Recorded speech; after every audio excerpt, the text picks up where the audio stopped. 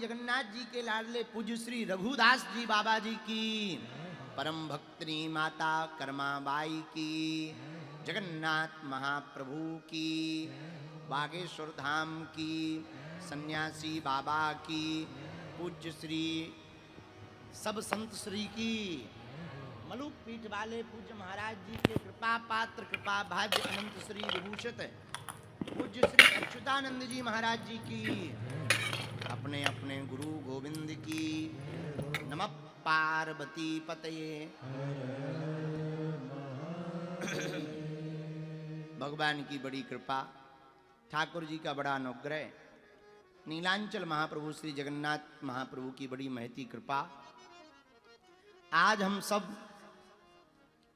जगन्नाथ क्षेत्र में तीसरे दिन की भगवत चर्चा करने के लिए बैठे हैं। देर तो हो गई, पर जिंदगी में देर हो गई तो कथा में तो देर होनी है, ये कोई बड़ी देर नहीं। आज हमारा सौभाग्य भी है, हमारे दक्षिण भाग में अनंत श्री विभूषित परम पूज्य श्री अच्युतानंद जी महाराज जी विराजमान हैं। मलुक पीठ गोपाल पीठ के श्री गोपाल मलुक पीठ आश्रम के आचार्य श्री, और हमारे वाम भाग में देखो हम कितने सुरक्षित बैठे। एक तरफ दक्षिण भाग में आप श्री विराजमान, तो हमारे वाम भाग में ज्येष्ठ भ्राता पितृ समः, बड़ा भाई पिता के समान होते हैं। और हमारे ज्येष्ठ भ्राता श्री पूज्य, जिनकी चरण शरण में हम बाल्यकाल में प्रारंभिक जीवन की शिक्षा और दीक्षा, लोक व्यवहार की और कर्म कांड जगत की शिक्षा जिनकी चरण शरण में रहे, ऐसे हमारे गुरु तुल्य पूज्य श्री ज्येष्ठ भ्राता श्री आचार्य लोमेश जी महाराज जी भी आज विराजमान हैं। हम इतने सुरक्षित हैं, एक तरफ संसार की दिशा दिखाने वाले महात्मा बैठे हैं और दूसरी तरफ जिंदगी की दिशा बताने वाले भाई बैठे हैं, और सन्मुख आप लोग बैठे हो और पीछे जगन्नाथ जी बैठे।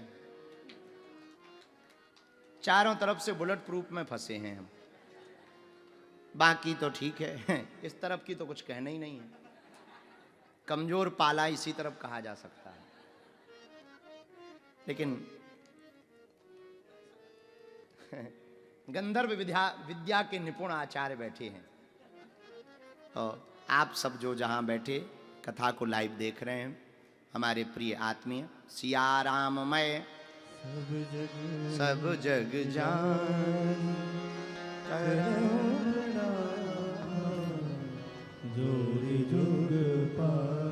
आज की चर्चा सुध लो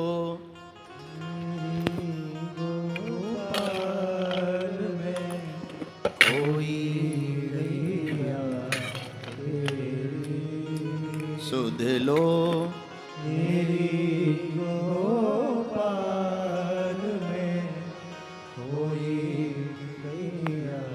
अच्छा, अपने लोगों को कथा सुनाने का एक अलग मजा है।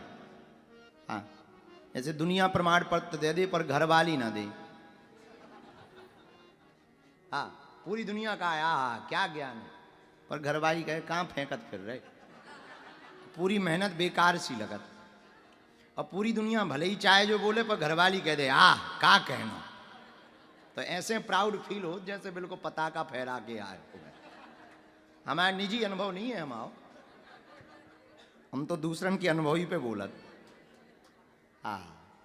तो ठाकुर जी की बड़ी कृपा, जगन्नाथ महाप्रभु जी की बड़ी कृपा, हम सब नीलांचल महाप्रभु की इस छत्र छाया में तीसरे दिन की चर्चा। इनका नाम है जगन्नाथ। एक आदमी हमें मिला, बोले आप जो है अनाथालय खोलो। हम कहा हम ना खोलेंगे। बोले क्यों? हम कहा जब तक इस पृथ्वी पर जगन्नाथ हैं, विश्वनाथ हैं, बागेश्वर नाथ है, तब तक कोई अनाथ नहीं है। सब सनाथ हैं, कोई अनाथ नहीं है। जब तक जगन्नाथ जी इस पृथ्वी पर हैं, कोई अनाथ नहीं। और ये भूल कोई करे कि हम अनाथ हैं। बहुत से लोग हमें मिलते, गुरु जी हम आओ तो कोई नहीं, हम तो अनाथ हैं, ठटरी के बरे। फिर ये जगन्नाथ किसके लिए? अगर तुम अनाथ हो तो जगन्नाथ किसके लिए? इनके नाम में ही नाथ लगा है। ये सबके नाथ हैं, जिनका कोई नहीं उनके श्री जगन्नाथ महाप्रभु जी। ये सबको सनाथ करने के लिए बैठे। तो हम पर देखो कि हम आप पर कितनी करुणा है। हम सब 5 दिन उनकी ही छत्र छाया में। एक बात और बोलें, संत और ग्रंथ दोनों ही भगवान तक पहुंचाने के रास्ता है। संत और ग्रंथ दोनों ही भगवान तक पहुंचाने के रास्ता है। भगवत भक्ति का सर्वोत्तम से पूछे कि भगवान की भक्ति कैसे प्राप्त की जा सकती, तो भगवान की भक्ति का सर्वोत्तम उपाय एक ही है, या तो संत की शरणागति ले लो या सदग्रंथ की शरणागति ले लो। सदग्रंथ की शरणागति से संत की प्राप्ति होगी, और संत की प्राप्ति से हनुमंत की प्राप्ति होगी, और हनुमंत की प्राप्ति से श्री रघुनंदन श्री भगवंत की प्राप्ति होगी। ये रास्ता है। आहा, तो धन्य है श्री जगन्नाथ महाप्रभु। एक बात और बोले, बुरा ना मानना, मिट्टी जब अपना अस्तित्व मिटाती है तब मटका बनता है। मिट्टी जब अपना अस्तित्व मिटाती है तब मटका बनता है, बर्तन बनते हैं। दूध जब अपना अस्तित्व मिटाता है तब दही बनता है, मक्खन बनता है, घी बनता है। उसी प्रकार जब मनुष्य अपनी अहमता के अस्तित्व को मिटाता है तब वो भगवान का भक्त बनता है। बिना अस्तित्व मिटाए भगवान का भक्त होना कठिन है। अब जैसे माचिस की तीली है, जब तक वो खुद नहीं जलेगी तब तक दूसरों को क्या हलवा जलाएगी? माचिस की तीली जो दुनिया को जलाती है, लेकिन उसको भी खुद जलना पड़ता है। अक्सर हम एक बात बोलते हैं, दुनिया को हंसाने वाला अकेले में रोता है, दुनिया को खिलाने वाला बिना भोजन के सोता है, तुम्हारे करोड़ों का बंगला बनाने वाला अक्सर बिना छत के सोता है। ये जिंदगी की सच्चाई।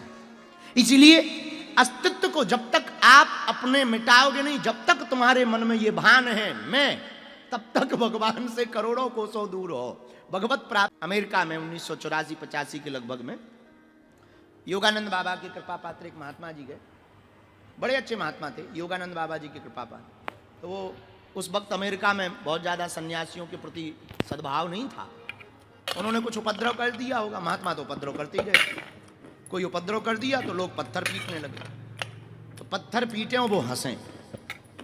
तो एक अमेरिका में हिंदी भाषी आदमी रहता था, उसे बड़ा बुरा लगा, उसने हाथ पकड़ा, भीड़ को समझाया, नो नो नो, ले आए बाहर।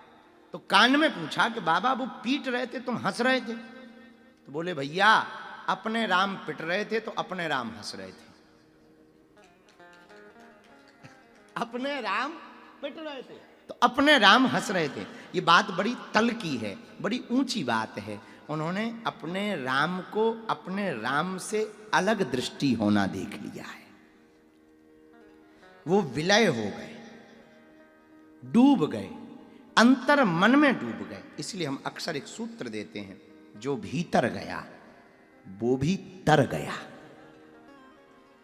जो भीतर जाएगा वो तर जाएगा। जब तक आप परमात्मा में विलय नहीं होंगे तब तक भगवत प्राप्ति संभव नहीं।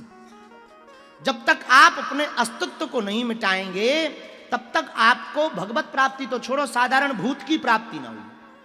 भगवान की तो छोड़ो, भगवान तो बहुत बड़ी बात।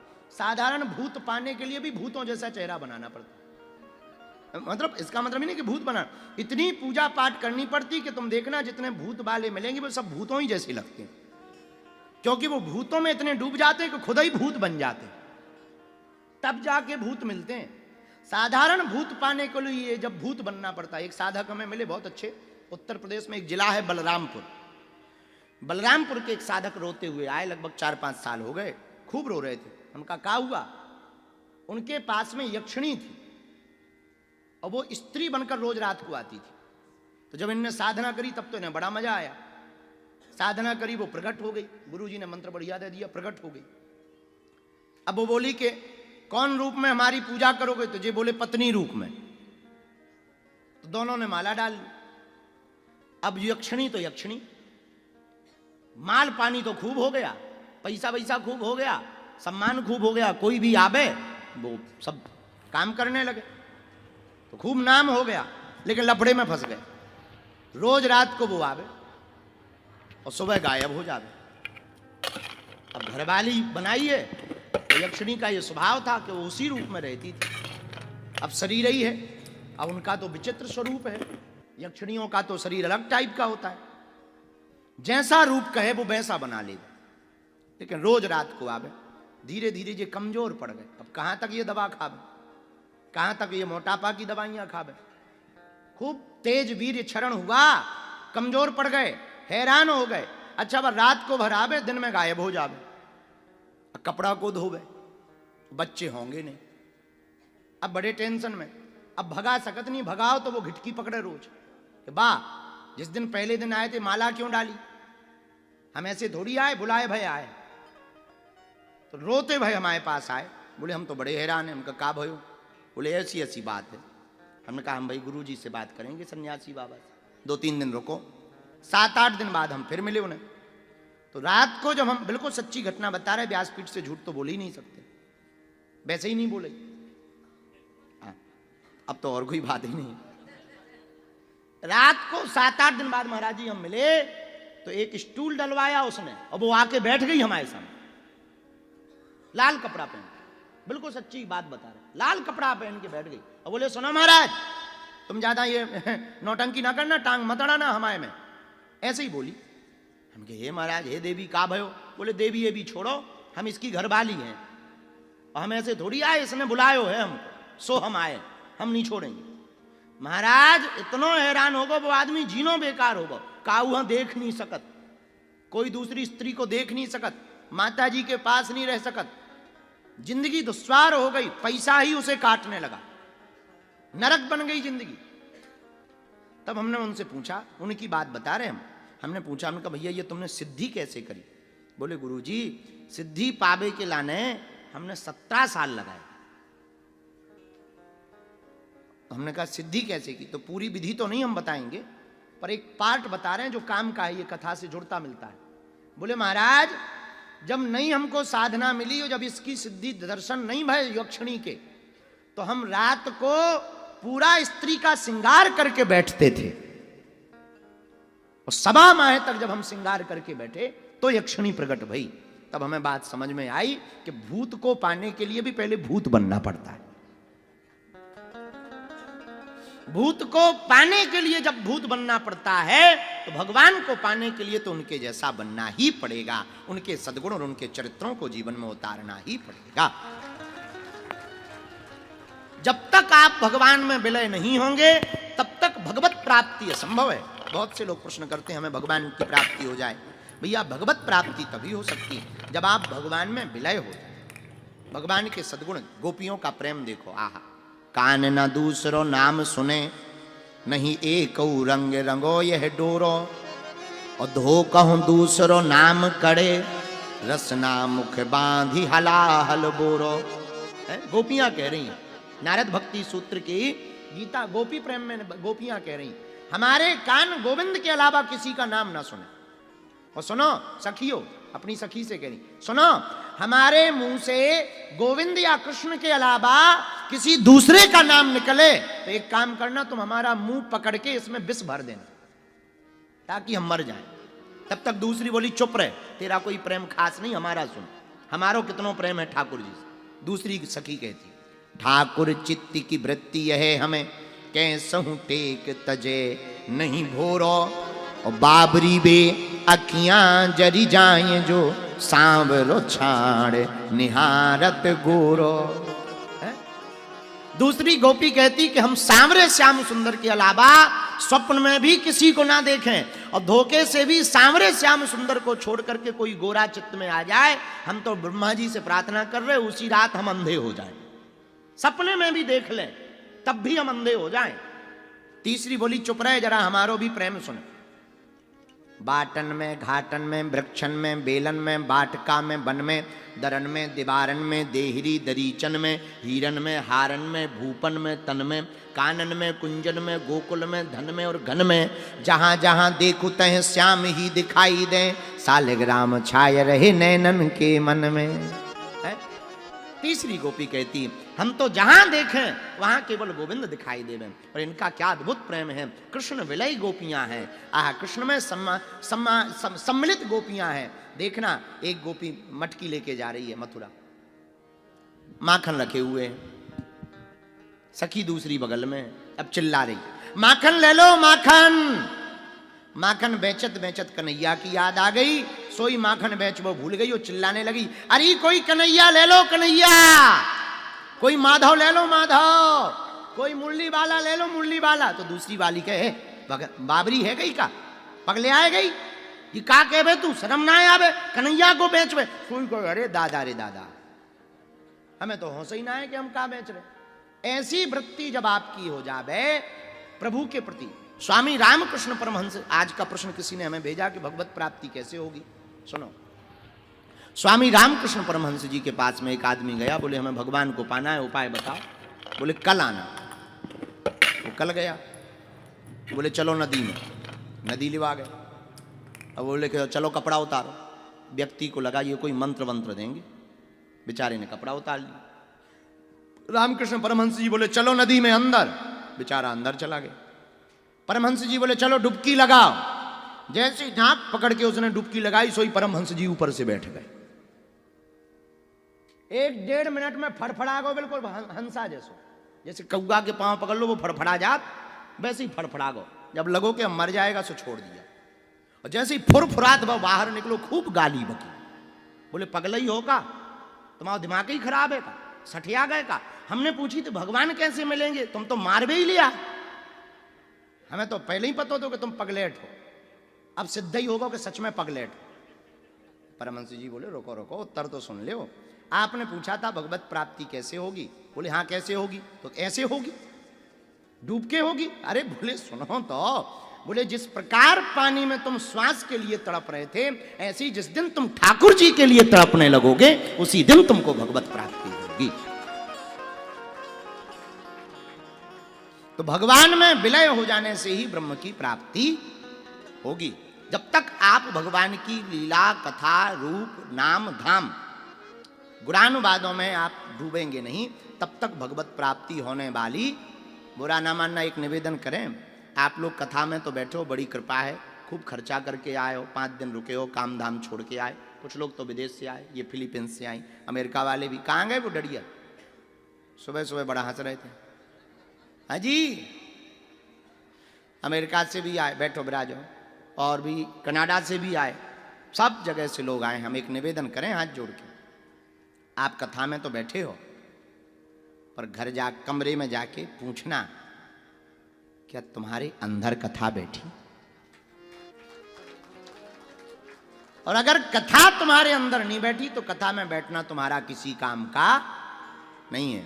तो धन्य है श्री नीलांचल प्रभु महाप्रभु जगन्नाथ जी, जिनकी छत्र छाया में हम सब, आहा धन्य है जगन्नाथ जी की महिमा। आज की जगन्नाथ जी की महिमा पे चर्चा करते हैं। हम जहां बैठे हैं पता है ये कौन सी भूमि है? आज हम सुबह से पुरुषोत्तम, सुबह क्या दोपहर में पढ़ रहे थे 12 बजे, फिर सो गए वहीं पढ़ते पढ़ते, तो पुरुषोत्तम क्षेत्र की महिमा पढ़ रहे थे। बड़ी अद्भुत बात थी। मनुष्याधिकृते मुक्तौ वेदांते संशयो भवेत्, न किंचित दुर्लभम चेह विष्णु भक्तस्य विद्यते। बोले सुनो, नीलांचल महाप्रभु जगन्नाथ की छत्र छाया में मनुष्य तो ठीक है, धोखे से कौवा भी इस पंचकोश के क्षेत्र में आ जाएगा, वो भी भगवान के जैसा ही स्वरूप पा जाएगा। ये महिमा है। कहीं भी तीर्थ में मनुष्यों की मुक्ति का तो वर्णन है, पर पक्षियों की मुक्ति का वर्णन नहीं है। जैसे ऐसे समझो, कहीं पर लिखा रहता है यहाँ केवल 2 व्हीलर बनाई जाती, कहीं ऐसा लिखा रहता है यहाँ केवल 4 व्हीलर बनाई जाती, सुधारी जाती, पर ऐसा कहीं नहीं लिखा जाता कि यहाँ सब गाड़ियां बनाई जाती। जेसीबी भी ले आओ, डंपर भी ले आओ, ऑटो भी ले आओ। अब ऑटो वाले ट्रैक्टर नहीं सुधार पाते हैं, ट्रैक्टर वाले जो है डंपर नहीं सुधार पाते हैं, डंपर वाले जेसीबी नहीं सुधार पाते। लेकिन नीलांचल महाप्रभु श्री जगन्नाथ तीर्थ ऐसा है जहां मनुष्य का तो तरन तारण होता ही है। बोले त्रिष्टाम गतिम दृष्टा योगिंद्र नाम सुदुर्लभम, बोले यहां पर योगियों में दुर्लभ, मैंने से मुनिया सृष्टि क्रमात् क्षीणा भविष्यति। बोले कौवा भी यहां पर आ जाए तो वो भी मुक्ति पा जाता है। ऐसे जगन्नाथ महाप्रभु हैं। बोलो जगन्नाथ भगवान की। तो यत्र काको अपि तम विष्णु साक्षात पश्यति भूदुजः सुदुर्लभम क्षेत्रमिदं ज्ञानाम चा विमोचनम। दूसरी बात बोले, केवल पक्षी भर नहीं तरन तारण होते हैं। जैमिनी जी महाराज कहते हैं, जैमिनी वाचा, इस पंचकोशीय क्षेत्र में, पंचकोश मतलब 120 किलोमीटर, 40 है, 120 अच्छा, 15 किलोमीटर, अच्छा 15 या 17, पहले दिन भी इसी पे चर्चा थी। पंचकोशी क्षेत्र में यहां यम नहीं आता। कौन नहीं आता? हम नहीं कह रहे हैं, ये पुरुषोत्तम महात्मा का स्कंद पुराण कह रहा है। अत्युद्भुतम द्वयम दृष्ट्या यावद्धायति माधवम। पंचकोश के इस परिक्षेत्र में यम का प्रवेश नहीं है। तो एक बार यम दर्शन करने आया। दर्शन तो सब कोई कर सकता है। तो जगन्नाथ जी के दर्शन करने यम आया। भगवान बोले, कहो जमराज कैसे हो? भैंसा ऐसा बाहर। बोले हैं तो ठीक, पर बड़े परेशान हैं। श्री किशोरी जी बोली, क्या बात है? तुम्हारा मुंह लटको भव है।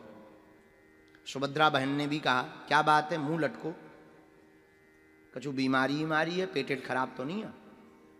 यम बोलो, नहीं पेटेट खराब तो नहीं है, पर आपके प्रभु के चक्कर में हमारा सब सिस्टम फेल हो। तो श्री किशोरी जी लक्ष्मी जी बोली, क्या हुआ? तो यम बोला, क्या बताएं, जब से नीलांचल पर्वत पर जगन्नाथ भगवान बैठ गए हैं, तब से हमारी दुकानें ही बंद हो गई, कोई आ ही नहीं रहा। जो यहां दर्शन कर जाता है, एक रात्र विश्राम कर लेता है, उसे फिर नरक जाना ही नहीं पड़ता है। तो हम तो हैरान हैं। भगवान बोले, सुनो खबरदार, अगर ये पंचकोशीय क्षेत्र में अगर तुम आ गए तो हम खटिया खड़ी कर देंगे तुम्हारे, और यहां लोगों पर नजर भी मत मारना। बोले, हम कहाँ नजर मारे, हमारी जाते ही नहीं है नजर। और ये पंचकोश में रहने वाले लोग हमको सब 4 भुजा वाले दिख रहे, और 4 भुजा में हमें चक्र भी दिख रहा हो। महाराज हम चक्र से बहुत डराते। लेकिन एक बात बोलो, ऐसे ही सिस्टम अगर 100-200 साल चलो तो हमारी तो फिर फैक्ट्री में तालो ही लग जाए, कोई नरक ही नहीं आएगा, सबको ये पता लग जाएगा, आफत हो जाएगी हमें। जैमिनी जी चर्चा में कर रहे हैं पुरुषोत्तम महात्मा। तो अब हमें तो बड़ी आफत हो जाएगी, हमें कोई उपाय बताओ। भगवान बोले, भाई और तो कोई उपाय नहीं है। नीलाद्रौ माधवम दृष्ट्वा साष्टांगम प्रणिपत्य चा तुष्ट्वावसा जगन्नाथम स्वाधिकार दृढ़ स्थितौ। साष्टांग दंडवत करके यम बोला, महाराज ऐसा कोई उपाय बताओ कि हमारी भी दुकानदारी चलत रहे। भगवान बोले, पंचकोश के बाहर तुम अपनी दुकानदारी चलाओ, यहां नहीं चलाओ। बोले, महाराज फिर भी लफड़ा हो जाएगा, बड़ा आफत हो जाएगी, क्योंकि लोगों को यह पता लगेगा कि मुक्ति यही है। अच्छा, आपके क्षेत्र में एक और लफड़ा है। चलो मनुष्य तो ठीक है, मुक्त हो रहे सो कोई दिक्कत नहीं। आप कहते कौवा उवा पक्षी आ जाएं, बेदर्शन कर लें, सो बे ही मुक्त हो जाए, हम उन्हीं यहाँ ले जाएं, तब बे ही नहीं बच रहे। तो कौवा तक जब यहाँ पे मुक्त हो जाए तो पक्षी मिले तो कम से कम भैया चलो काजल ना सही तो लूवर सही। भाई काजल नहीं है तो काले का लगा लो। हमारे गांव में एक आदमी थे बहुत सज्जन, तो बैठे थे, अब उनका नाम नहीं लेंगे क्योंकि गांव के भी बैठे, तो हमें याद है, पूर्णतया याद है, आज तो गांव वाले भी आए। तो राजदूत गाड़ी चलती थी बहुत पहले, राजदूत जानते हो आप, पुरानी गाड़ी चलती थी राजदूत। तो एक दिन जो है काजल नहीं था, तो राजदूत के साइलेंसर की कालिक ही काजल बना के लगा गए थे। तब उस दिन हमें वो कहावत सिद्ध होते दिखाई पड़ी कि चलो भैया काजल ना सही तो कालिक सही। बुंदेलखंडी में उसे कहते हैं लूगर। लूगर जानते हो? लूगर, लूघरा, हाँ सही बात, सब नहीं जानते हैं। लूगर कहते हैं लकड़ी की आधी जली हुई लकड़ी की कालिक, उसको लूगर कहते हैं। तो यम बोला महाराज आदमी नहीं मिल रहे सो तो ठीक है, कोई दिक्कत ही नहीं, कम से कम ये पंछी मिल जाते। पर आपने इतनी महिमा बना दी नीलांचल पर्वत क्षेत्र की, पंचकोश की, कि आदमी तो ठीक है, कौवा आ जाए तो बेतर जाए, कुत्ता भी तर जाए। अच्छा कुत्ता तो कम से कम दे दो हमें। तो भगवान बोले कुत्ता क्यों तर जाते हैं? यम कह रहा है, हम नहीं कह रहे। यम कह रहा महाराज महाप्रसाद में इतनी सामर्थ्यता है कि महाश्वान भी अगर महाप्रसाद का एक तिनका अपने मुख में धारण कर ले तो उसे पुनः कभी मां के गर्भ में नहीं जाना पड़ता है। महाप्रसाद की इतनी महिमा। तो बोले आपके, अच्छा तो भगवान बोले सब थोड़ी हमारे दर्शन कर पाते हैं। तो यम बोला महाराज दर्शन तो नहीं कर पाऊं, पर आपने अपने प्रसाद की भी तो उतनी महिमा बना ली, सब मंदिर में नहीं आ पाऊं। अच्छा बात भी सही है, सब लोग थोड़ी जा पाते हैं, कुछ लोग यहाँ आए हैं पर सब थोड़ी आनंद ले पा रहे, कुछ ही ले पा रहे, तो सब लोग दर्शन नहीं कर पाओ। पर आपने इतनी महाप्रसाद की महिमा बना ली कि एकादशी उल्टी लटकी पड़ी, एकादशी उल्टी लटका दी भगवान। और इतनी महिमा महाप्रसाद की, देखो तो कितने सुलभ ठाकुर जी हैं, स्वयं राजा हैं पर खा रहे दाल भात, राजा होके खा रहे दाल भात। इतने बड़े उच्च सिंहासन पर विराजमान विश्व के जगदात्मा जगदीश्वर हैं, पर भोजन में उन्हें प्रिय का है दाल भात। इतने सरल हैं। और बोले आपने प्रसाद की इतनी महिमा बना दी कि एक किनका चलो जाए सोई बोले भलो हो जाए। तो आजकल कुत्ता भी नहीं मिल रहे, हम नहीं कह रहे, यम कह रहा है ऐसा। फिर यम कह रहा है सुनो महाराज एक बात और, एक नौ लफड़ा और होगा। बोले का? बोले चलो कुत्ता नहीं मिल रहे, कौवा नहीं मिल रहे, चलेगा, सांप बिच्छू नहीं मिल रहे, जेई नरक ले जाए, खाता पूर्ति करें, कम से कम वही खाता भरे, कम से कम अपनी कागजी की पूर्ति करें, सांप बिच्छू तक नहीं मिल रहे। भगवान बोले वो तो आते ही नहीं मंदिर में। बोले कछू तो लुढ़क के आ जाए। हाँ बोले कछू तो आ जाते पर सब थोड़ी आते हैं। अरे बोले रुको तो पूरी बात तो सुनो हमारी। बोले सुनाओ। यम बोला महाराज सांप बिच्छू तक नहीं हमारे लोक में नरक में आ रहे, उनको भी उद्धार हो रहा, वे भी पुनः जन्म नहीं ले रहे, पुनः सांप नहीं बन रहे, बिच्छू नहीं बन रहे। बिच्छू यहाँ इतरा के घूम रहे कि अब चाहे हमें डंक लगे चाहे ना लगे हम तो जे। तो यम भगवान बोले क्यों? बोले आपके मंदिर में तो नहीं आ पाऊँ, दर्शन का महत्व है, मंदिर में दर्शन। आप इतने खतरनाक हो, साल भर में बाहर निकलत, बाहर निकलत तो जिन्हें अंदर दर्शन नहीं हो पाऊ वे बाहर कर लो। और हमें लग रहा है ऐसा, ऐसा कथा में नहीं है इसलिए हम वो बात को प्रमाणित नहीं कह रहे हैं, पर हमें ऐसा लग रहा है कि यम ने ये भी कहा होगा कि महाराज ऊ वाले भी नहीं आ रहे।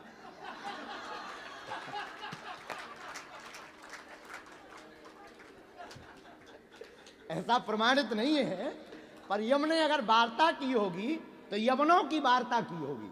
तो यम ने कहा होगा कि ठीक है ये सब तो ठीक है, छोड़ो माए बाहर में गो, जीव जंतु सब में नारायण है पंचकोशी, पर ये ऊ जे तो आगे के लगे राक्षस हैं, सगी बहन से ब्याह कर ले, ये तो महाराक्षस हैं, इनके तो कोनो धर्म ही कर्म नहीं है, इनके तो भगवान की फोटो ही नहीं है, एकदम डरे हो डाल दो कपड़ा जय बजरंग बली। हाँ तो बोले कम से कम जे तो आ जाए। तो भगवान बोले जे क्यों नहीं आ उतर? बोले फिर लफड़ा है। भगवान बोले क्या? बोले आप जब बाहर निकला तो जे देख ले तो इनको वही खाता बंद हो जाए। ऐसी महिमा श्री जगन्नाथ महाप्रभु की है। नीलाद्रौ माधवम दृष्टा साष्टांगम प्रणिपत्या तुष्टाव सा जगन्नाथम स्वाधिकार दृढ़ स्थितौ। इतनी महिमा जगन्नाथ महाप्रभु की है कि यहाँ पंचकोशी में रहने वाले जीव जंतु भी नरक में नहीं जाते हैं, वे सब के सब ठाकुर जी के धाम को जाते हैं, सारूप्य मुक्ति प्राप्त करते हैं। कौन सी मुक्ति? सारूप्य मुक्ति। सालोक सायुज्य सारूप्य। सारूप्य मुक्ति ठाकुर जी के रूप के समान। सामीप्य, सालोक, सारूप्य और सायुज्य मुक्ति, ये चार प्रकार की मुक्ति होती है। पर कौन सी मुक्ति मिलती है यहाँ वालों को? सारूप्य मुक्ति मिलती है। गीधे देह तज धरे हरि रूपा और भूषण बहुपट पीत अनु।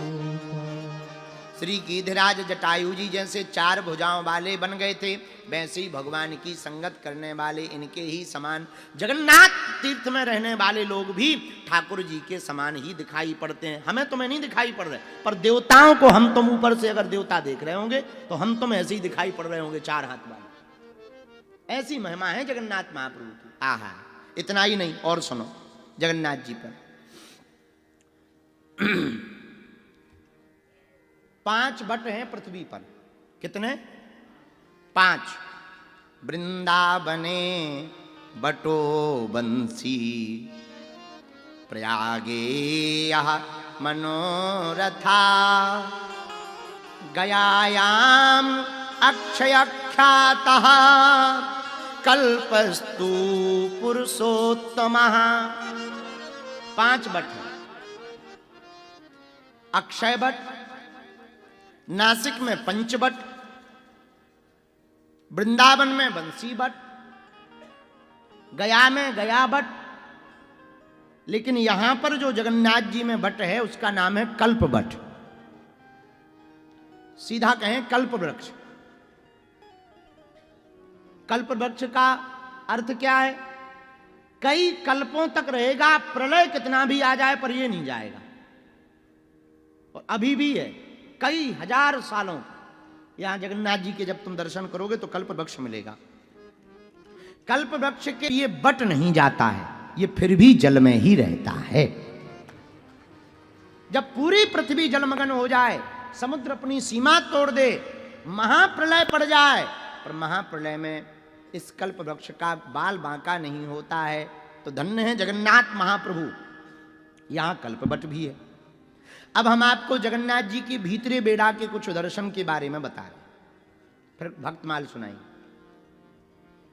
भीतरी बेड़ा में साक्षी गोपाल जी के बगल में एक स्थान है बिमला देवी का। आप लोगों ने शायद दर्शन करे भय हो।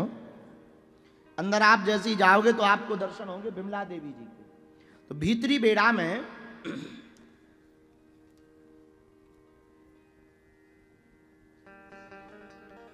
श्री जगन्नाथ भगवान की, श्री नीलांचल महाप्रभु की। अंदर जैसे ही आप दर्शन करोगे तो आपको दर्शन होंगे बिमला देवी के। ये ठाकुर जी के पहले ही विराजमान है। जब भूत भावन भोले बाबा सती का शरीर लेकर के दौड़े यत्र तत्र, तो सती के चरण यहाँ गए। तो ये 52 सिद्धपीठों शक्तिपीठियों में एक ये भी है, बिमला देवी का। क्या नाम है? आद्य शक्ति बोलो बिमला देवी की। एक यहां पर मंदिर है आग्नेश्वर मंदिर, जो अग्नि स्वरूप में शंकर जी यहां विराजमान। भीतरी बेड़ा में एक मंदिर है सत्यनारायण भगवान का। यहीं पर जो सत्यनारायण की कथा सुनाई जाती है, ऐसी मान्यता है कि प्रारंभ यहीं से हुई है सत्यनारायण जी। तो सत्यनारायण जी का मंदिर भी भीतरी बेड़ा में है। तीसरा यहां पर जो दर्शन है बट गणेश जी। उसी बट वृक्ष के नीचे जगन्नाथ भगवान में चिंतामणि गणेश के नाम से आप प्रसिद्ध हैं, और आप चतुर्भुज आसीन हैं। आपके हाथों में एक हाथ में पाशांकुश है, अंकुश है, दांत है, और लड्डू धारण किए हुए चारों हाथों में। इनका नाम है बट गणेश। बोलो गणेश भगवान की। 5वें दर्शन है मंगला मंदिर। ये मंगला देवी के दर्शन है। ऐसी मान्यता है कि जो भी मंगला देवी के दर्शन करता है उसके जीवन का अमंगल दूर हो जाता है। 6वां दर्शन है पंच पांडव मंदिर। ये भी भीतरी बेड़ा में। 7वां दर्शन है अनंत वासुदेव मंदिर। 8वां दर्शन है सूर्य यंत्र मंदिर। 9वां दर्शन है क्षेत्रपाल मंदिर। 10वां दर्शन है मुक्ति मंडप, जहां पर आचार्य ब्राह्मण, आप लोगों ने शायद दर्शन करे भय हो। 16 खम्भों का एक मुक्ति मंडप है। हम लोग बाद में गए थे, जहां सब ब्राह्मण ऊपर बैठे स्वस्ति वाचन कर रहे थे। 16 खम्भों का हमने जहां प्रणाम किया था, खूब ऊंचा था इतना। उसको कहते हैं मुक्ति मंडप। क्या कहते हैं? मुक्ति मंडप। वहां प्रणाम करने से साधारणतया कुछ भी प्रयोजन मत करो, मुक्ति हो जाएगी। जो गारंटी हमने पहले दिन कही थी कि बाकी चारों धाम सब भगवान के ही हैं। बद्रीनाथ, द्वारकानाथ, रामेश्वरनाथ और जगन्नाथ। चारों धाम ठाकुर जी के ही हैं। लेकिन चारों धामों में कहीं अगर गारंटी ली गई है मुक्ति की तो जगन्नाथपुरी में ली गई।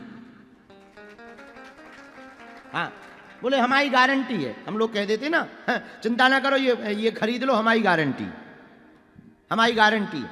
भगवान खुद गारंटी ले रहे हैं। तो वहां एक मुक्ति मंडप है जहां मुक्ति होती है। 11वां दर्शन है नृसिंह दर्शन, बहुत विशाल का है। आपने करे नरसिंह भगवान के दर्शन भी बहुत विशाल काय हैं। 12वां दर्शन है रोहिणी कुंड, ये भी अंदर ही है। बिमला माता के सामने रोहिणी कुंड है। काक माने कौवा, काक की आकृति दिखाई देती है और यहीं पर काक की मुक्ति हुई है। यही यम बोल रहा था, जो यम बोल रहा था कि कौवा तक नहीं मिल रहा, इसी कुंड के चक्कर में। हाँ, वहां एक कुंड है जिसका नाम रोहिणी कुंड है। रोहिणी कुंड की जो आकृति है वो काक यानी कौवा की आकृति है। कौवा की आकृति के कारण वहां पर पक्षी भी अपना उद्धार कर ले। जय बजरंग बली की। तुमने देखा होगा कि जब भंडारा चलता है, भंडारा छोड़ो, ऐसे समझो, गांव में आसपास रोडन पे एक्सीडेंट हो जाए और काऊ को पिट जाए, अगर ड्राइवर पकड़ो जाए तो भारी पिटाई हो, उनमें आधे वो लोग पीट ले जिनने कभी अपने लड़का हां तक नहीं पीटोगा, जिनकी औकात अपने बेटा को मारने की नहीं होता, बेबी ड्राइवर के ऊपर अपना हाथ साफ कर ले। हाँ, यही हाल रोहिणी कुंड में। जिन्हें कभी भगवत कृपा नहीं मिलनी है वे अपनी मुक्ति पा जा, ऐसी कृपा है। इसको कहते हैं, स्कंद पुराण में लिखा है कि मंदिर के निर्माण के बाद राजा इंद्रदुम्न ब्रह्मा जी को लाने गए, तब गाल नामक एक राजा उस मंदिर में माधव की मूर्ति प्रतिष्ठा करके पूजा करते थे। जब राजा इंद्रदुम्न लौटकर आए तो राजा गालनिक ने पहले की घटना जानकर इंद्रदुम्न की प्रतिष्ठा संभार देखकर मुग्ध हो गए और उनका अनुगत्य स्वीकार किया।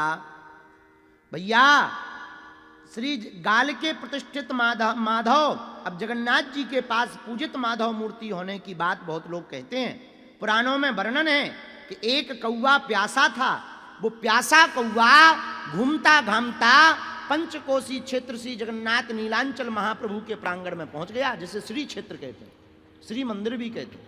वहां पहुंच गया, प्यासा कौवा था, उसने जल पी करके उसी में डुबकी लगाई तो ऐसा परिवर्तित हुआ कि जैसे ही डुबकी लगा के अब कौवा तो कौवा। तुमने देखा होगा कि कई बार गर्मियों में पक्षी जो है कोनो पानी भरो हो तो वो डूब जाते हैं और फिर फड़फड़ाते हैं पंख, लेकिन इस कौवा के साथ हाल बेहाल बहुत अद्भुत हुआ। बोले क्या? जैसे ये डुबकी लगा के रोहिणी कुंड से बाहर निकला सो 4 हाथ हो गए, चतुर्भुज हो गया। सोई कौवा बोला जय हो गए। बोला हमें तो दर्शन नहीं बदेते, अब हमारी तो जय जय हो गई। इसी कारण से यह कुंड पावन पुनीत माना जाता है। इसका नाम है रोहिणी कुंड। क्या नाम है? ये भी बेड़ा के भीतर के दर्शन। चलो, रोहिणी कुंड के पीछे दक्षिण की ओर मुख करके एक गणेश जी का दर्शन है, जिनका नाम है नृत्य गणपति। कौन गणपति? नित्य गणपति। हम ये इसलिए विस्तार पूर्वक बता रहे हैं कि तुम लोग अगर धोखे से जल्दबाजी में भीड़ में ना देख पाओ तो इतने से दर्शन का अनुभव ले सको। तो एक नित्य गणपति है, अष्टभुजा के गणेश जी हैं, 8 भुजाएं हैं। 14वां दर्शन भगवती बिमला देवी का है, वो हम आपको बता ही चुके। एक और सुनो, 15वां दर्शन साक्षी गोपाल जी, वो भी बिमला देवी माता के बगल में, एकदम जस्ट बगल में। बिमला देवी मंदिर के बगल में वेणु माधव मंदिर के पास योगेश्वर का मंदिर है। उसी योगेश्वर मंदिर के पूर्व की तरफ में कोई मुख करके एक मंदिर है राधा कृष्ण जी का, जिनको साक्षी गोपाल जी कहते हैं। आप जगन्नाथ आओ, जगन्नाथ जी के दर्शन करो, पर साक्षी गोपाल जी के दर्शन ना करो तो रजिस्टर पे चढ़ेगा नहीं। जैसे पढ़ाई तो कर सकते हो, पर अगर नामांकन ना हो, स्कूल में दाखिला ना हो, तो पेपर देने को नहीं मिलेगी। पेपर देने को नहीं मिलेगा। रजिस्ट्रेशन फार्म तभी मिलेगा जब आपका नाम लिखा होगा। जैसे बागेश्वर धाम में यहाँ कथा तो सुन सकते हो, पर मिलने तभी मिलेगा जब तुम कार्ड दिखाओगे। उसी प्रकार आप जगन्नाथपुरी आए कि नहीं आए, इसका लेखा जोखा साक्षी गोपाल जी रखते हैं। उनके सामने जब जाओगे तब रजिस्ट्री, वो होता है ना कई बार, जब तक अंगूठा नहीं लगाओगे तब तक सक्सेसफुल नहीं होता है। अब आजकल क्या गजब का जमाना आ गया है। पहले के जमाने में अंगूठा लगाने वाले को अनपढ़ कहा जाता था, और आजकल पढ़े लिखे अंगूठा लगा रहे हैं। और जो पढ़ा लिखा अंगूठा वाली मशीन धर ले वही हाई टेक्नोलॉजी कही जाती है। हमें तो बड़ी हंसी आती है ऐसी टेक्नोलॉजी देख करके। हमका बताओ, हमारे ज़माने में एक कोई अंगूठा, हमारी दादी जी हैं वो अंगूठा लगाया करती थी। हमने उनकी रजिस्ट्री करवाई, हमने नहीं करवाई, काऊ को करवाई, तो रजिस्ट्री करवाई तो उन्हें अंगूठा धर दो।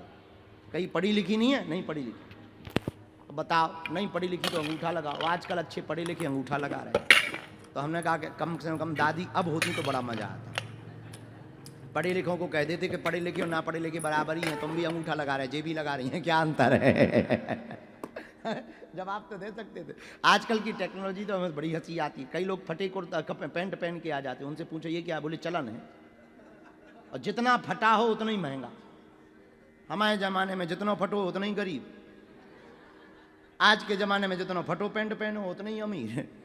तो हमें बढ़िया। और एक लड़का जींस को पैंट नाव लेके आओ, लगो ब्लेड है मार दी। हम कहा ये क्या कर रहे हो? बोले कुछ नहीं, डिजाइन निकाल रहे हैं। तो हम कहा ये क्यों कर रहे हैं? बोले गुरुजी सही सही बताएं। हमके बता दो। बोले 350 को पैंट है और 8-10 ब्लेड मार देंगे, 2000 प्लस रेट हो जाएंगे इसके। बड़ी कृपा भगवान को। एक ठैया नचैया अभिनेता फटो पैंट पहन के कहा निकल गए, सब फटे पैंट पहने घूम रहे। तो हमें बड़ो पछतावा हो कि सास को बड़ो देर में आओ जो प्रचलन। हमारे ज़माने में आओ तो हम पजामा फटे पहने थे, हम ही अमीर कहलाऊ थे। हाँ, तो ऐसी साक्षी गोपाल जी के यहाँ ना जाओ तब तक दर्शन पूर्ण नहीं माने जाएंगे। तो 15वें दर्शन है साक्षी गोपाल जी के। 16वें दर्शन सुनो, भंड गणेश मंदिर। ये कांची नरेश ने युद्ध में पराजित करके गजपति पुरुषोत्तम देव ने कांची की राजकुमारी पद्मावती को अपने साथ लाए थे। इनके इष्ट थे गणेश जी, इसलिए इन्होंने भंड गणेश जी की स्थापना। 17वां दर्शन सुनो, भुवनेश्वरी मंदिर। 18वां दर्शन नील माधव मंदिर। एक दर्शन और सुनो, भद्रकाली के अंदर ही है, साइड में अंदर ही है। एक नवग्रह मंदिर भी है, सूर्य मंदिर भी है, एक है पातालेश्वर महादेव, पद्म मंदिर भी है। ये बातें तो हम बता दें, एक बात तो हम भूल ही गए, जम वाली तो पूरी रह ही गई। यम जो है रोने लगा, बोला महाराज, और यही तो बीच में हो जाता है कई बार सिस्टम ना है कम है। बोले महाराज अब हम पे कृपा करो। भगवान बोले पंचकोश में तो नहीं आ सकते। तो यहां पर यम भगवान की आज्ञा से एक शिला के रूप में बैठा है, तीसरी सीढ़ी पे। भगवान बोले एक काम करो, तुम चुपके से यहां बैठ जाओ, तुम्हारी दुकान चलत रहे, खर्चा निकलत रहे। बोले कैसे? बोले तीसरी सीढ़ी पर तुम शिला बन के बैठ जाओ, हमाओ दर्शन करके कोई निकले और अगर तुम्हारे ऊपर पैर पड़ जाए तो उसके सब पुण्य नष्ट हो जाएंगे और वो तुम्हारे खाते में आ जाएगा। अब तुम ध्यान दो, तुमने पैर तो नहीं रखा।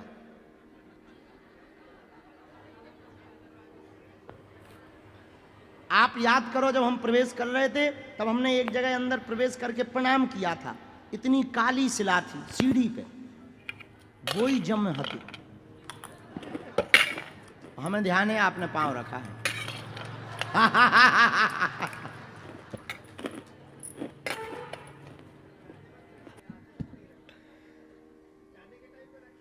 जाते समय रख सकते हैं, आते समय नहीं रखना है। आते समय रखने से जो दर्शन करे वो अब तक के जितने पुण्य हैं सब जीरो। हाँ, ये हमको वरदान दिया हिडन तरीके से। ये बहुत चतुराई से ठाकुर जी ने कृपा की है। अब बताओ, यम की भी दुकान चल रही और ठाकुर जी की भी चल रही। दर्शन कर रहे तो उद्धार भी हो रहा हो, पर जो भूल कर रहे यम पे पांव धर रहे तो उनकी भी दुकान चल रही है। ये इसीलिए तो इन्हें नटवर नागर कहते हैं, बड़े चतुर हैं, इनसे कोई जीत नहीं। क्या गजब की चतुराई है ठाकुर जी में। इन्होंने महाभारत में प्रण लिया कि हम अस्त्र शस्त्र नहीं उठाएंगे, लेकिन एक समय ऐसा आया उठाना पड़ा। भगवान से किसी ने कहा कि अब क्या करोगे आप? बोले रुक जाओ। भगवान ने अस्त्र शस्त्र नहीं उठाए पर रथ का पहिया उठा लिया और इतनी जोर से घुमाया कि कौरव पक्ष कहता है कि ऐसे लग रहा था जैसे चक्र सुदर्शन लेके आ रहे। अब पृथ्वी कप गई बेचारी, लगी कांप। भगवान बोले तय कया कप रही? पृथ्वी बोली हमें तुम्हारे जैसो भुलक्कड़ नहीं मिलो आज। पृथ्वी बोली क्या हुआ? भगवान बोले क्या हुआ? पृथ्वी बोली महाराज हमारे तो अब बेचैनी बढ़ गई, बीपी हाई हो गया। क्यों? बोले आप वचन भी नहीं अपने पक्के, वचन के भी पक्के नहीं है, बात के पक्के नहीं है, जबान के पक्के नहीं है। भगवान बोले क्यों? बोले बा आपने जबान दी थी हम महाभारत में अस्त्र शस्त्र नहीं उठाएंगे, वो उठाएं। तो भगवान बोले तय क्या डरा रहे, तो का दिक्कत? पृथ्वी बोली महाराज हमें ये दिक्कत है, हमें भी वचन दो तो कि हम निश्चरहीन कर देंगे, कहीं हमाओ ना भूल गए हो। तो हम तो मर गए बिना मौत के। तब कथा आप महाभारत की पढ़ोगे, तो आप तो पढ़े ही हैं, तब आप पाएंगे कि ठाकुर जी ने चलत चलत जब जो है रथ के पहिया को घुमाया तो अपना पीतांबर फेंक दिया नीचे, मानो ठाकुर जी ने पृथ्वी को जवाब दिया हो। भगवान का पीतांबर गिर गया तो पृथ्वी को जवाब दिया कि चिंता मत करो, ये तो केवल अपने भक्त को बचाने के लिए भगवान ने उठाया है, तुम्हारा प्रण भगवान कभी नहीं तोड़ेंगे, जो वचन दिया है वो निभाएंगे। हाँ, तो भगवान बड़े चतुर हैं, उन्होंने यम से कह दिया तो यहाँ पे वो बन जा सिला, अब वो बन गो। आज भी तीसरी सीढ़ी पे बैठो, अब जो को भी पांव रखियाव होए फिर से दर्शन कर लियो, और अब ना रखियो, हमने तुम्हें राज बता दिया।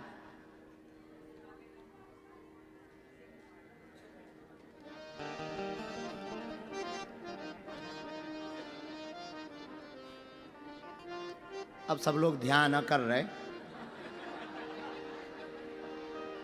इसी को तो कथा कहते हैं कि सबको चिंता में जो डाल दे। और देखो कितनी गजब की बात, ऐसी कथाएं तुमने सुनी होगी जो चिंता मुक्त करती है।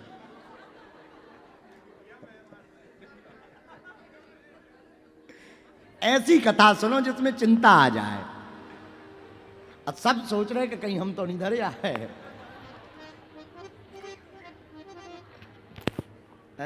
करो चिंता, हम तब तक कीर्तन कर रहे हैं। जय जगन्नाथ भजो,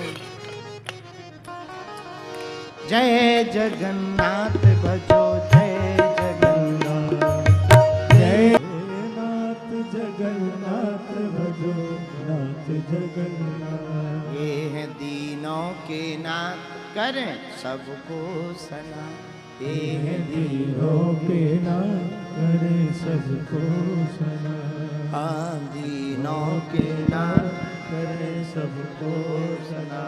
ये हैं दीनों के नाथ, करें सबको सना। जगन्नाथ महाप्रभु की, जगन्नाथ महाप्रभु की, जगन्नाथ महाप्रभु की, नीलांचल महाप्रभु की। ये हम सब ने आज जगन्नाथ जी के भीतरी बेड़ा पे चर्चा करी, बाहरी बेड़ा और सुन लो। सुना नहीं तो भक्तमाल है, लेकिन यहाँ के बारे में समझ लो। यहाँ 4 हनुमान जी हैं मंदिर के अंदर, बाहर में चारों द्वारों पर हनुमान जी का पहरा है, वो किसी कारण बस है। समुद्र देवता खूब हैरान करते प्रभु को। समुद्र लगते हैं ससुर साहब ठाकुर जी को, सबकी इच्छा होती है, पर अपना दामाद इतना बड़ा होवे तो कौन ना दर्शन करे। अब समुद्र देवता आवे तो अब ऐसे थोड़ी आएंगे, जैसे हमें कोई बुलावे तो हम अकेले थोड़ी जाएंगे। पलटन जाएगी, पीएस हो जाएंगे, ये टीम जाएगी, जहां जाएंगे तो वैसे उजाड़ते जाएंगे। जैसे रावण ने कहा कि शंकर जी से कि हमें चेला बना लो। शंकर जी की अब जैसी बुद्धि रही हो बना लिया, अब बन गया। एक दिन रावण से किसी ने कहा कि तुम्हारे गुरुजी शंकर जी हैं, प्रणाम किया करो, गुरुजी को प्रणाम करना होता है। बोला कौन झुके, हमें झुकना पसंद नहीं है। तो बोले भाई झुकना पसंद नहीं पर प्रणाम तो करो, गुरु को तो झुकना चाहिए। इतना बड़ा मूर्ख रावण, वो झुकता नहीं था। उसने क्या किया, कैलाश ही पर्वत को उठा के सिर पे धर लिया। तो किसी ने कहा ये क्या है? बोले प्रणाम कर रहे हैं। तो बोले कैलाश पर्वत सिर पे क्यों रखे? बोले कैलाश पर्वत पे कौन बैठता? बोले शंकर जी। बोले शंकर जी कौन है? बोले गुरु जी। रावण बोले हम गुरु जी यहां प्रणाम कर रहे हैं। अच्छा विचार करो, 1-2 बार प्रणाम नहीं, 8-10 बार, जैसे डंबल नहीं उठा बलशाली तो था ही। अब विचार करो कि जो ऊपर बैठे हुए उनको का हाल हुई। अब पार्वती जी पकड़े शंकर जी को हाथ। पार्वती जी बोली का प्रभु लग रहा भूकंप आ गो। शंकर जी बोले भूकंप नो यहाँ चेला आया। कहीं कौन चेला? शंकर जी बोले रावण आया। तो पार्वती जी बोली ये कर क्या रहा है? लड़ने को ललकार रहा? बोले नहीं नहीं प्रणाम कर रहा है।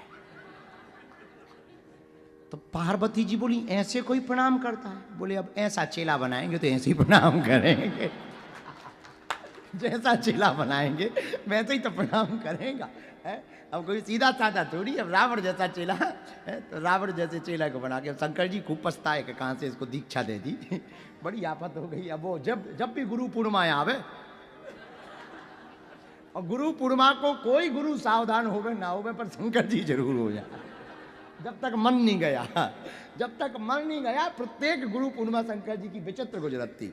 और पार्वती जी पे 2-3 गुरु पूर्णिमा में सहज हो गया था। उन्हें पता लगता था आज वो क्या है, आज बोले गुरु पूर्णिमा, वो पहले ही से पकड़ के बैठ जाते। हाँ, पहले से ही पकड़ के बैठ गए आज गुरु पूर्णिमा है, चेला आएगा। और वो पक्का था कि वो झुकता ही नहीं था। झुकता ही, देवता बचे ही इसी चक्कर में, वरना इतना बलशाली वो झुकता नहीं था। देवताओं को जावे रगड़ देवे, देवता आगे आगे, रावण पीछे पीछे। अब देवता बच तो सकत नहीं है। अच्छा जो तय है कि देवता मन ने नहीं है, पर जो पतोनिया के कितनी देर पिटने। भाई देवताओं से किसी ने कहा कि तुम्हें अमृत है, तुम हमारे पिए, मन ने थोड़ी है, तुम डरते थोड़ी हो। काहे को डर रहे? जब मन नहीं है तो काहे को भग रहे? देवता बोले जो तो पतो है कि मन ने नहीं है, पर जो पतोनिया के कितनी देर लातन से घिसने हैं। ये थोड़ी गारंटी है। मन्ना नहीं है वो तो ठीक है, अब मरे से बुरी जिंदगी है कि अच्छा छिल जाए शरीर, अच्छा एकदम बिल्कुल रोड में, काला डामर रोड में बिल्कुल बुरस्सो फिर जाए। फिर के बाद में पानी डाले। और तो दूर की बात, हम जब पहले दिन आए, जब हमने दाढ़ी बनाई और उसके बाद में इतने आगे को लोग साबुन धरे जो हिल्स वाले, खड़े तो नहीं है, बुरा लग जाए नहीं तो उन्हें देख लो तो ना, खड़े तो नहीं है। अब खड़े भी बाहर में गए होगा, 2 दिन बच्चे जो होगा। तो हिल्स वालों ने एक साबुन धर भी जा रहे, हाँ बेच जा रहे, कोट पहने, समझ गए कि गुरु छीलेंगे। तो हिल्स वालों ने, तो हमने दाढ़ी बनाई। अब क्या बतानी चाहिए कि नहीं बतानी चाहिए, पर हम रोक नहीं पा रहे, अंदर की बात है। तो हमने दाढ़ी बनाई, पीरो पीरो साबुन धरें जी, पीलो पीलो। तो हमने कहा कि अब बंद तो गई है, तो तरह से साबुन सो नहीं छपो रहा था वो, तो वो उनको फंसू कर सो, वो फॉर्म सो वो छपो तो फंसू कर सो, हमें वजह से फैन नहीं आ जाता, तो फंसू जाओ, उनका बाहर में कहता धो लो। और हमने वो आई को वो साबुन में ना जाने का इन्ने मिला रखो। लगावे के बाद जब हमने वो साबुन लगाओ तो ऐसे लगे जैसे लंका लग गई हो। 5 मिनट तक हमें गेट पकड़ के और कपड़ा ऐसे बांध के और खूब धो, हाथ ना धरत बने जैसे नई भैंसिया हो।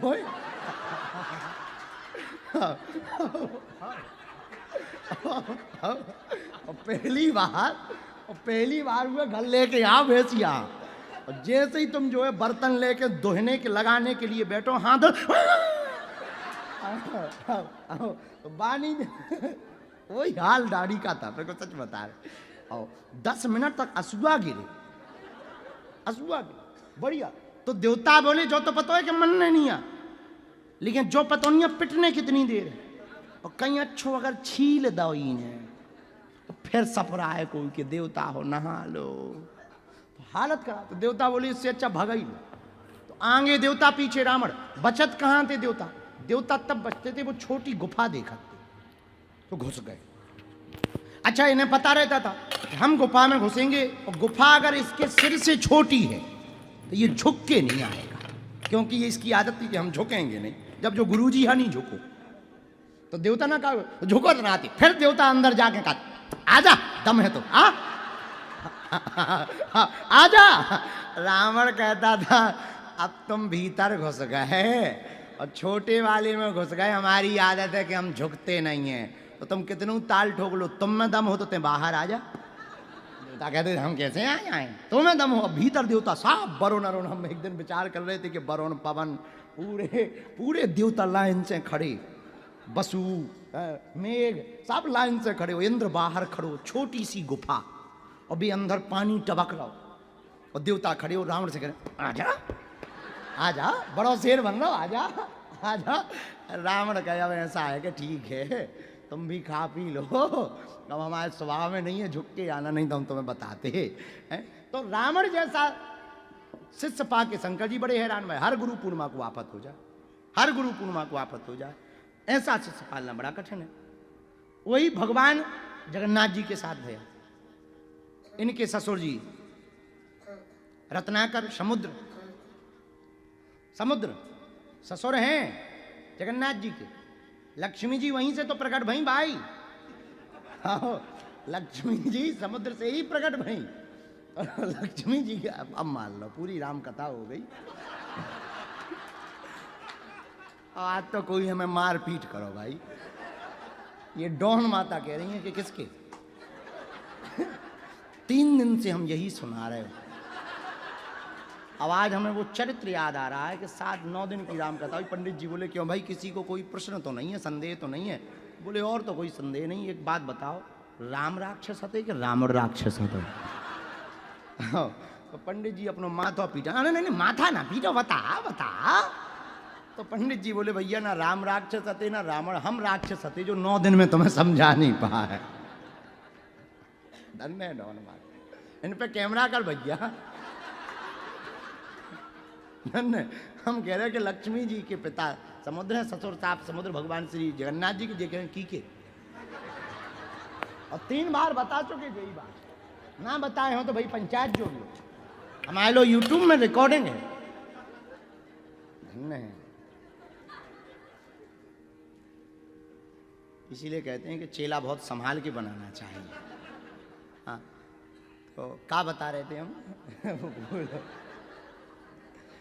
कौन सी कथा सुना रहे हैं? हाँ ठीक है। तो श्री जगन्नाथ महाप्रभु जी के ससुर साहब हैं समुद्र रत्नाकर भगवान बड़े हैरान रहे। इनको मन करे समुद्र देवता को कि अब दमाद ही है, दर्शन कर लो, गाजे बाजे के साथ आवे। पूरा मंदिर तोड़ दें, 3 बार मंदिर टूटा जगन्नाथ जी का। भगवान बड़े हैरान, हनुमान जी को बुलाया, बोले एक काम करो आप रक्षा करो। तो हनुमान जी चारों द्वार पर जगन्नाथ जी में 4 रूप में खड़े। एक तरफ जो खड़े हुए हैं कनपत्ता हनुमान जी महाराज, उनके पांव में बेड़ी है, इसकी बात तो बताएंगे। उत्तर द्वार में हनुमान जी जो हैं वो हैं तपस्वी हनुमान जी। एक द्वार में पंचमुखी हनुमान जी महाराज, जहां निर्माल्य का खोड़ा होता है वहां पंचमुखी हनुमान जी। सिंह द्वार में फत्ते हनुमान जी, काम फतेह करते, इसलिए उनका नाम फत्ते हनुमान। अब हनुमान जी को बुलाया, बोले एक काम करो, हमारे ससुर साहब हैं, हम तो कुछ बोल नहीं सकता, मर्यादा है, तो मैंने समझा ऐसे दर्शन कर भी नहीं आया। छोटे रूप में आ गए, कमंडल में आ जाएं, जग में आ जाएं, बाल्टी में आ जाएं, पर पूरे ही पूरे नहीं आए। इन्हें समझा। हनुमान जी बोले जो आज्ञा। हनुमान जी गए, बोले सुनो हे समुद्र महाराज रत्नाकर, सुनो आज के बाद हमारी ड्यूटी लग गई सिक्योरिटी गार्ड में। आप अंदर एंट्री मत करना, प्रवेश मत करना, और आज के बाद अगर प्रवेश किया तो फिर हमसे बुरा नहीं जानना। समुद्र बोलो ठीक है महाराज, हम नहीं करेंगे। हनुमान जी को तो मानती थी और पहले से ही पुरानी पहचान है। और समुद्र को पता है कि जे वे भाई साहब आए कि एक बे में पूरा लांग गए थे, तो इन्हें बल का तो पता ही है, रामदूत अतुलित अतुलित बलधामा। और समुद्र इसीलिए भी डरता था कि ये जिनके बल पे बोल रहे हैं उनने एक बाण मार के सुखा दिया था। बोले राम सकोप तब भय बिन होए ना प्रीत, तो बोले हम जानते हैं ना। समुद्र शांत हो गए बेचारे, लेकिन समुद्र तो समुद्र, हिलोरें तो चलती नहीं। अब एक दिन हनुमान जी फिर दर्शन करने गए जगन्नाथ जी की, आंखें लाल हती सूजी भई। क्या बात है प्रभु, आप सोए नहीं हैं, आंखें लाल हैं। जगन्नाथ जी बोले क्या बताएं, समुद्र तो अंदर नहीं आ रहा हो, हमारे ससुर साहब अंदर नहीं आ रहे, तो ठीक है हम नौ लफड़ा हो। बोले क्या? बोले इतनी जोर जोर से ये हिलोरें लेते हैं कि हम सो नहीं पाते। अब हम तो कुछ बोल नहीं सकते, हमारे रिश्तेदार लगा, तुम ही समझा।